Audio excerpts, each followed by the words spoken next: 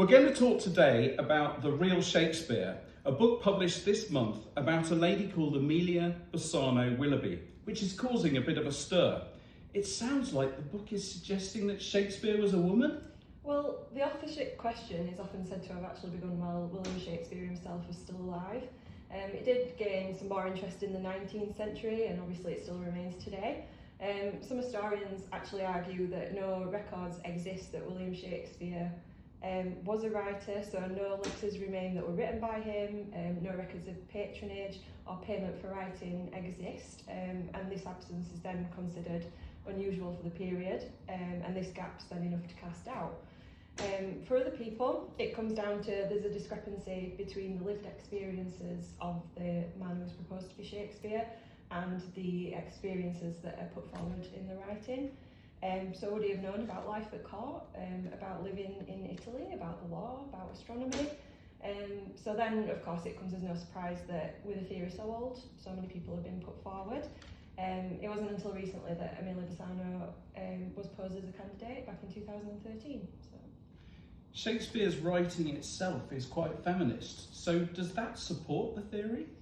Absolutely, yeah. The Tudor period saw a really increased presence and influence of women in positions of power.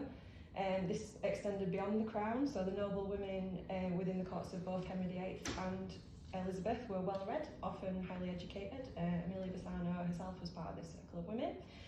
So this book places a heavy focus on the feminist themes, considering Shakespeare's interested in gender issues, explores how the canon can be read in the defence of women, but also in the support of Queen Elizabeth's leadership. She was someone who favoured Emilia Bassano greatly. They had a good relationship. The discussion then moves on to defining traits of the heroines in the text, the anti-heroines in the text, and also having a look at courtly love that's included.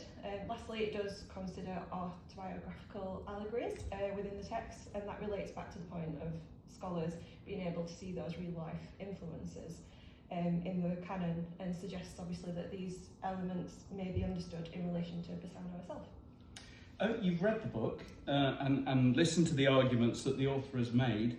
What do you think is the probability that Emilia Bassano Willoughby was the real Shakespeare? Well, I'm always glad to see a healthy debate, especially where history is concerned.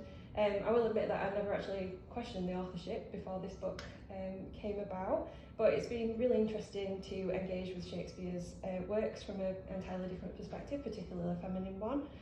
And to learn about Emilia Bassano herself, because she was a highly educated writer, trusted advisor to Queen Elizabeth I, so she was a remarkable figure, especially in the context of her own time. The proposed biographical links, I think, really create an intriguing argument, but ultimately people have to decide for themselves.